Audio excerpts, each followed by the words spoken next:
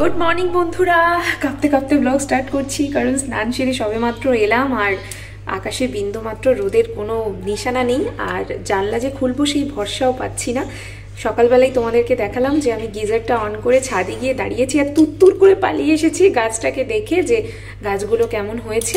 ব্যাস দেখে চলে এসেছি। এখনও মাথা থেকে টাওয়েলটা অবধি খুলিনি, ভরসা পাচ্ছি না কারণ ভিজে চুলটা যখন পিঠে পড়বে না ছ্যাক ছ্যাক পড়বে পুরো, সেই জন্য কিছু করার নেই। নিচে যাই, ঝপাঝপ পুজো দিয়ে আসি, তারপর ব্লগ শুরু করব। আর হ্যাঁ, আরও একটা কথা, একটা পেইনফুল প্রসিডিওরের মধ্যে থেকে পাস আউট করার পর নিজেকে আবার এনার্জির সাথে কামব্যাক করার জন্য আমি এই বলে না পুশ করছি। কিছু করার নেই, রিয়ালিটিতে তো নামতেই হবে, যেটা হওয়ার সেটা হবে। আমাদের হাতে কিচ্ছু নেই। ভগবান যেটা চাইছে, ভগবান যেটা করাচ্ছে, হয়তো কিছু ভালোর জন্যই করাচ্ছে। প্রত্যেকটা কাজের পিছনে কিছু একটা কারণ থাকে, তো নিশ্চয়ই সেই কারণ আমরা পরে বুঝতে পারবো। মানে আমি পরে বুঝতে পারবো যে এত পেইন দেওয়ার পিছনে রিজনটা কি, নিশ্চয়ই একদিন বুঝতে পারবো। জ্ঞান তো আশা করছি ভগবান বুঝিয়ে দেবেন। তো যাই হোক, আজকে প্রসিডিওর কেটে যাওয়ার তৃতীয় দিন, তো আমি তৃতীয় দিনে ব্লগ স্টার্ট করছি। কালকে আমি কোনো রকম ব্লগ শ্যুট করতে পারিনি কারণ আমি সেই পরিস্থিতিতে ছিলাম না। মানসিক দিক থেকেও বিধ্বস্ত ছিলাম আর শারীরিক দিক থেকে তো বটেই। কোনো রকমের রান্না খাওয়া করেছি। আর চলো আজকে এবার ব্লগটা শুরু করছি। আজকে একটু ফ্রেশ লাগছে, স্পেশালি যখন দেখবে না শীতকালে তোমরা স্নান টান করে বেরোবে, একটা মানে শরীরে একটা আলাদা ভালো একটা ভাইব কাজ করে। স্নানের পর তো এমনিতেই একটা সুন্দর পজিটিভিটি দেয়। তো যাই হোক, আমি ব্লগটা শুরু করছি। আর সব থেকে বড় বিষয় হচ্ছে, নেক্সট আমি জানি না কতদিন তোমাদের সাথে সুস্থতার সাথে ব্লগ শেয়ার করতে পারবো, তবে যে কদিন পারবো সেই কদিন ফুল এনজয়মেন্টের সাথে রিপ্রেজেন্টেটিভ ব্লগ দেওয়ার চেষ্টা করব। হয়তো সেটা খুব সীমিত দিন, তবে করতে তো হবেই। কাজের জায়গায় কাজ বাদ দিলে চলবে না। আমার আরও একটা প্রসিডিওর আছে, সেটা বাদ দিয়ে এসে, মানে বাদ দিয়ে বলছি, সেটা উতরে এসে আর কি, সেটা উতরে এসে পার করে এসে আবার তোমাদের সামনে যেন এরকম হাসি মুখে ব্লগ করতে পারি। নিজের প্রতি এই কনফিডেন্সটুকু যেন আমি বাঁচিয়ে রাখতে পারি শেষ দিন অবধি। ব্যাস আর কিছু চাই না ভগবানের কাছে। তো লেটস গো, আমি এখন থেকে ব্লগটা শুরু করছি আর তোমরা স্কিপ না করে দেখতে থাকো। জানলা খুলতে তো ইচ্ছে করছিল না, যাই হোক গাছে জল দেবো আর এই দিকের পাল্লাটা খুলতেই হবে যেহেতু এখানে মানি প্ল্যান্ট গাছটা বসানো আছে। ও কি ঠান্ডা, বাইরে রৌদ্র নেই, দেখবে বাইরের দৃশ্যটা। এক পাল্লা খুলেছি, এর বেশি খোলার সৎসাহস আমি আর দেখাচ্ছি না। যাই হোক, গাছটা রয়েছে সেই কারণে গাছে জল দিয়ে নিই। শীতের এই কুয়াশায় কিন্তু গাছ খুব ভালো থাকে আমি শুনেছি, মানে এই জাতীয় গাছগুলো। আমার তো কি বলবো, এই গাছটাকে বাঁচিয়ে রাখার আপ্রাণ চেষ্টা সফল হয়েছে। এই যে এখানে একটা নতুন পাতা গজাচ্ছে, দেখতে পাচ্ছ? আমি সফল।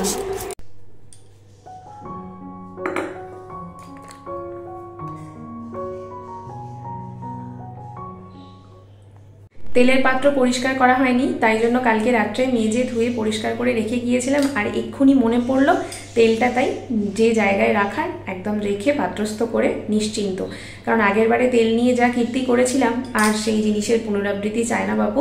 তো যাই হোক, এবার হয়ে গেছে উপরের কাজ, ফাইনালি হয়ে গেছে। এবার নিচে যাচ্ছি, পুজো দেবো, দিয়ে এসে তারপর রান্না বসাবো। চলো।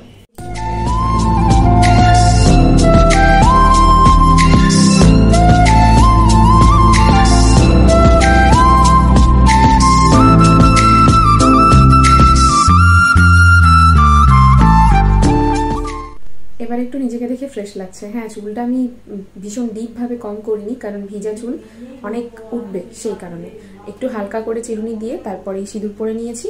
আর ব্যাস এবার নিজেকে ফ্রেশ ফ্রেশ লাগছে। তবে একটা জিনিসে ভুল হয়েছে, চুলে ক্লিপ দিয়ে সিঁদুর পরতে ভুলে গিয়েছি। যাই হোক, মাঝে মধ্যেই আমি সেটা করছি, ইদানিং ভুল হয়ে যাচ্ছে। আমি শুনেছিলাম কারোর কাছে একটা, যে চুল খুলে সিঁদুর পরতে নেই। ভুল গয়া, না তো ভুল গেই যাকে বলে। তো চলো ঠাকুরকে আসন দিয়ে নিই এবারে।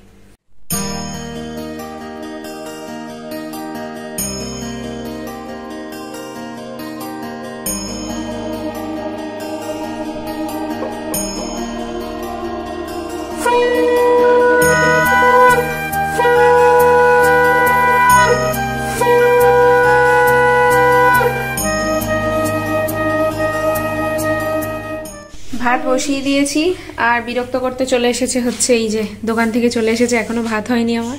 আর এই আরেকজন, কিরে মুখটা দেখা। এইমাত্র ভাত বসিয়ে এসে বসলাম, আর কি নিচে থেকে আনাজ এনেছি তোমাদের সাথে শেয়ার করা হয়নি, তো সেগুলো তোমাদেরকে দেখিয়ে নিয়ে ঝটাপট আনাজগুলো কেটে রান্না বসাবো। চলো দেখো রান্নাঘরে এসে এই সব করছে এরা, কোনো মানে আছে? হ্যাঁ, এই বাচ্চাটাকে এই জ্বালিয়ে যে কি মজা পায় ভগবান জানে। বল, তোকে মামা জ্বালায় না? হ্যাঁ দেখেছ। আচ্ছা, এই যে বাঁধাকপি এনেছি, ওই দেখো ক্যামেরা আমার হেজি লাগছে কেন, ফোকাস পাচ্ছিল না। বাঁধাকপিটা বেশ ভালো। আর এই শীতে প্রথমবার বেগুন খাবো, কারণ ইচিনেসের প্রবলেমের জন্য খাইনি। যাই হোক, আজকে বেগুন ভাজা হবে। আর এখানে ধনেপাতা আছে, মাছের ঝালে দেবো। শিম দিয়ে আলু দিয়ে মাছের ঝাল করব। চলো।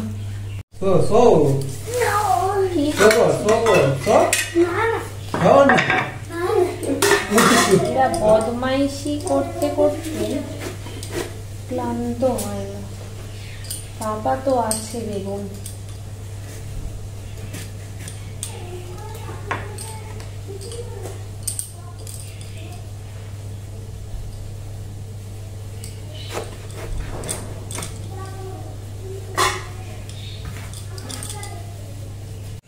আনাজ কাটা হয়ে গেছে, এবারে নুন হলুদটা দিয়ে নিই। নুন হলুদ দিয়ে ভাজা বসাবার পালা।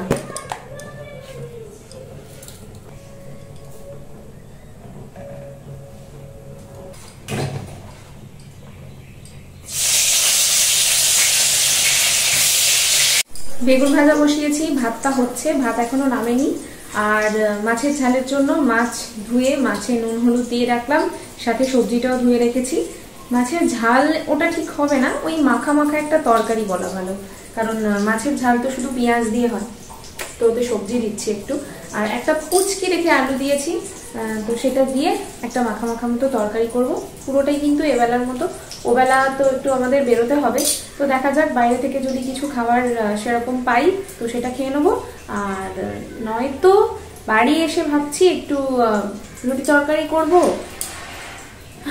না মুড়ি খেয়ে নেবো, দেখছি। সবটাই নির্ভর করছে বাড়ি কখন আসবো সেটার উপরে, কারণ আবারও একটা গুরুত্বপূর্ণ কাজ নিয়ে বেরোতে হবে। তো যথারীতি দেখা যাক কখন বাড়ি আসি, সেই ওপর নির্ভর করবে রাতের ডিনার কি হবে।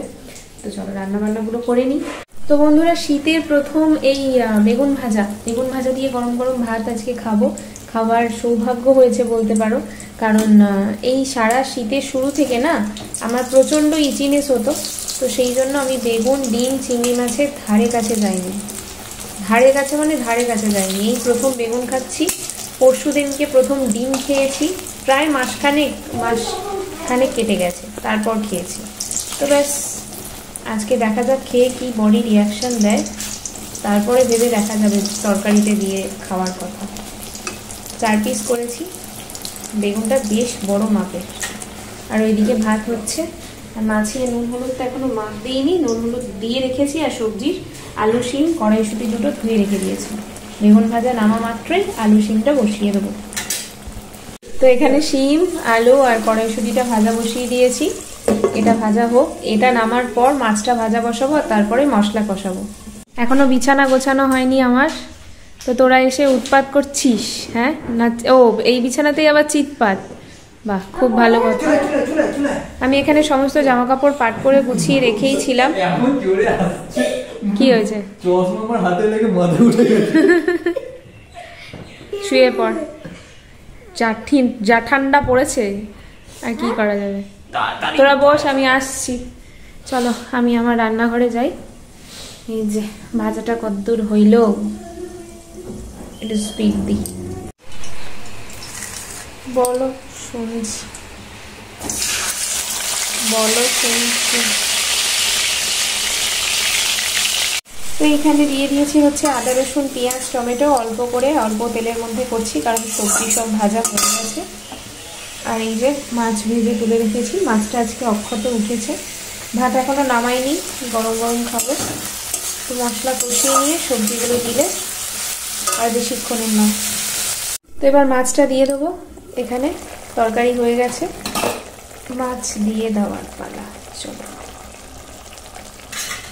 আজকে একটু কাশ্মীরি গুঁড়ো লঙ্কা নেই উপরে, যাই হোক পাতলা করে ঝোল করেছি। দেখাবার আর কিচ্ছু নেই, 5 মিনিট থাক, তারপর গরম ভাতে নিয়ে বসে যাব।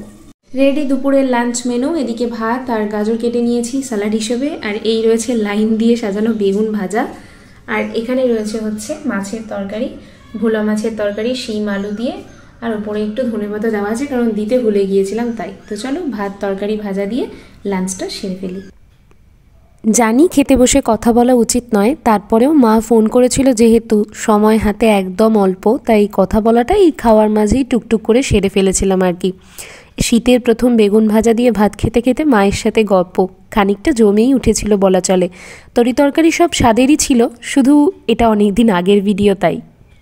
ঘড়ি কাটায় পুরো 3টে বাজে। তোমাদের দাদাভাই খেতে বসার লগ্ন একদম উপস্থিত। এবার যাবো ওকে খেতে দিতে। আমার খাওয়া দাওয়া কমপ্লিট, সবেমাত্র এলাম, মুখটুক ধুয়ে। মাছটা জাস্ট অসাধারণ টেস্ট ছিল কারণ মাছের পেটে ডিম ছিল। অনেক দিন পর এরকম একটা মাছ খেয়েছি, গোটা সুন্দর করে গুছিয়ে খেয়েছি। আর ভাগ্যিস একটু শিম দিয়েছিলাম, পুরো গ্রেভিটাই ফেলা গেছে, আমি কিন্তু একটুও গ্রেভি খাইনি। ওই একটা ছোটো মতো যে আলু দিয়েছিলাম 4 কুচি করে ওটা, আর সাথে ওই 2 না 3টে শিম দিয়েছিলাম কুচি কুচি করে, ওই দিয়ে শেষের পাতের ভাতটুকু মেখে খেলাম। শুরুতে তো বেগুন ভাজা দিয়েই ভাত উঠে গেছে, আর কিছু বলার নেই। শেষে স্যালাড খেয়ে ভাত গুছিয়ে খেয়ে কমপ্লিট করেছি। এসে বাসনগুলো মাজবো, আগে ওকে খেতে দিয়ে আসি। চলো। ঘড়িতে বাজে হচ্ছে 4:15, আর সবেমাত্র রান্নাঘর পরিষ্কার করে উঠলাম, বাসনপত্র নিজে গ্যাস পরিষ্কার করে সমস্তটা করেছি। আর সেদিন মেলা থেকে যেসব বাসনগুলো কিনে এনেছিলাম, যেমন রুটির বেলুনি, চাকি কিনে এনেছিলাম, সসপ্যান কিনে এনেছিলাম, আর রুটি শিকার জন্য ঝাঁঝরি কিনে এনেছিলাম। তো প্রত্যেকটা জিনিস ধুয়ে মেজে পরিষ্কার করে উপর দিয়ে দিলাম যাতে ব্যবহার করতে পারি। প্যাকেটে করে রেখে দিয়েছিলাম, তো রেখেই দিয়েছিলাম, আর বার করা হয়নি সেই কারণে। নেক্সট মান্থ প্ল্যান আছে একটা বাসন মাজার র্যাক যে কোনোভাবে কেনার, কারণ জানোই রান্নাঘরে সংসারে জিনিসপত্র যত বাড়ে তত রাখার অসুবিধে বাড়তে থাকে। তো একটা র্যাক কিনলে সুবিধেই হবে, আর মশলাপাতিগুলো অর্গানাইজ করতেও আমার সুবিধা হবে। চেষ্টায় আছি, দেখা যাক কতদূর কী করতে পারি। পুজোর মাসে কেনার ইচ্ছা ছিল কিন্তু হলো না। যাই হোক, সব জিনিস আমরা যেভাবে প্ল্যান করি সেভাবে তো আর হয় না, তো কী আর করা যাবে। তো রান্নাঘর পরিষ্কার হয়ে গেছে, এবার ছাদে যাবো। তার আগে দেখিয়ে নিই তোমাদেরকে এখানে একটা আমি কাণ্ড করেছি। সমস্ত বাসনপত্র মেজে উপর দেওয়া কমপ্লিট, আর গ্যাসও পরিষ্কার হয়ে গেছে। এই যে বালতিটা, এটা হচ্ছে আমার শাশুড়ি মায়ের বালতি। এই বালতিতে করে এখন তোমাদের দাদাভাই সকালবেলা 1 বালতি করে জল তুলে দেয় আমাকে। তো এই বালতির জলটা আমি ঢেলে রাখবো বলে ভুলে গেছি। মানে এখন আমাদের জল নষ্ট করা কি বলবো, খুব ওই রত্নের সমান। তো সেখান থেকে আমি হাফ বালতি জল ফেলে দিয়েছি। মানে আমি কতটাই অপদার্থ। যেহেতু জলের অসুবিধা, সেই কারণে প্রত্যেক বিন্দু জলের আমাদের কাছে এখন অনেক মূল্য। আর তোমাদের দাদাভাই এখন ঘুমাচ্ছে, আমি কি করে বিছানা পরিষ্কার করবো? এই যে ঘুমাচ্ছে। তো যাই, আমি ঝমাঝম করে ছাদ থেকে জামা কাপড়গুলো তুলে নিই, আর ওকে ডেকে নিচে পাঠাতে হবে, কারণ আমার শাশুড়ি মা পুজো দেবে, আর পুজো দেওয়ার সময় কেউ এলে জিনিস দিতে পারবে না। তো সেই জন্য ওকে নিচে আমাকে পাঠাতেই হবে ডেকে। ছাদ থেকে আগে জামা কাপড়টা তুলে আনি। চলো। পাখিগুলোকে কি ঢেকেছিল সেই সময় ভগবান জানে। হ্যাঁ, ঢেকে দিয়েছিল, এই যে ঢেকে দিয়েছিল। এই যে ছাদ ভর্তি জামা কাপড়, এগুলো এখন তুলে নিই। তো বন্ধুরা, কানারাত্রি ব্লগ শেষ করছি, কারণ ভুলেই গিয়েছিলাম ব্লগের কোনো শেষ করতে। ভিডিওটা বেশ অনেক দিনের, তারপরেও আজকে এডিট করে পোস্ট করব, কারণ কাল থেকে আবার নতুন ব্লগ শ্যুট করব। সেই কারণে আরও একটা পেন্ডিং ব্লগ আছে, সেটা দেবো তারপরে। তো চলো, আজকের মতো ভিডিও এখানে শেষ করলাম। ভিডিওটা ভালো লাগলে do like, comment, share, subscribe our channel. Tata.